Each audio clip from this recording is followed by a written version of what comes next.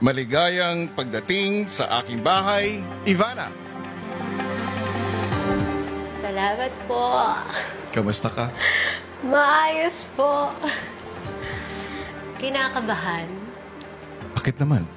Kasi ngayon lang ako nakalayo sa pamilya ko nang walang cellphone, no?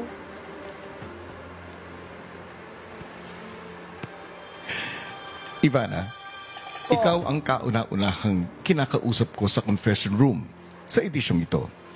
Okay. Dahil sa isang napakahalagang task na ibibigay ko sa iyo. Handa ka na ba? Yes po. Ikaw ay inatasan ko o inaatasan kong maging very first house guest this season.